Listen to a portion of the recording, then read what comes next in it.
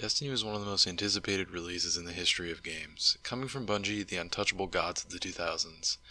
Except that one, which some people really didn't like.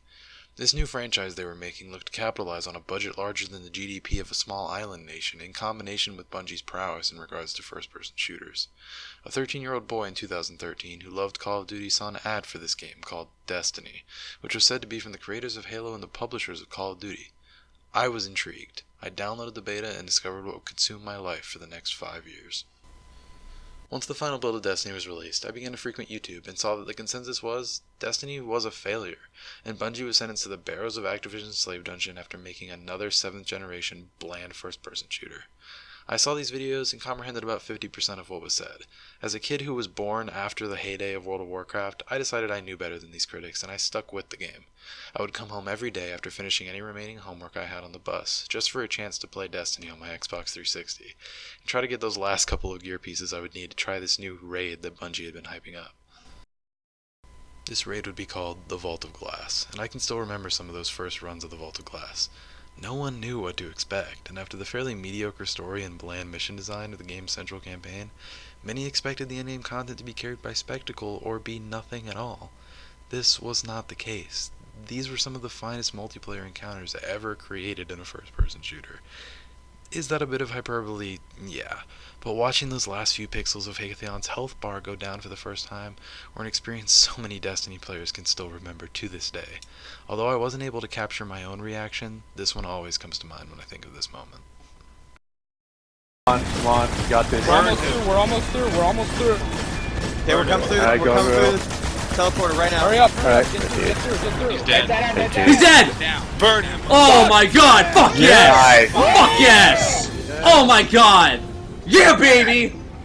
Let's go! Mother. Let's go! Guys. Let's go! World second. Oh! Vanguard. Give me that! Stance in the middle. Oh! Stance in the middle, guys. Right here!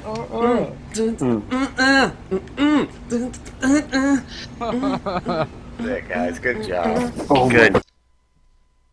Reactions like that are one of the pillars of what makes Destiny a special game.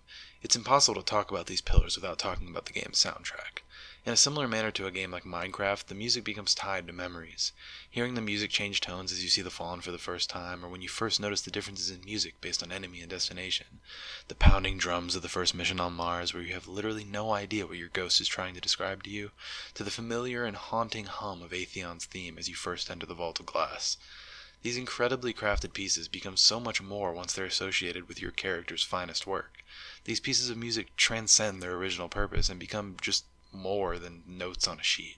Another one of the pillars of Destiny I wanted to touch on were the moments of triumph. Bungie coined this term as a way to describe the accomplishments of your guardian, and I would use it in the same way. These moments define your experience with the game. Killing Atheon, Crota, and Skolas in Year 1, even seeing the trailer for Destiny's first major expansion, you realize the scale at which we're dealing with things. Realizing that the actions of your character had angered a cosmic being whose son we had killed a few months prior. I could go on, but I really do think that Oryx the Taken King is the perfect example of what makes these moments of triumph so special. King's Fall was a grueling raid, making Vault of Glass look like a cakewalk at some points, having some of the most challenging and large encounters in terms of scale in the history of Destiny, but nothing can top the first sighting of Oryx and who we were really up against for some of the teams that were going for World's First. The light just kept moving. Yeah. Oh my god. Oh god. Oh my god. Oh my god. Oh my god. Yo, he's coming in. Oh my god! Run! Run! Turn around! Run! I don't know how to. Oh, Christian behind you! Holy but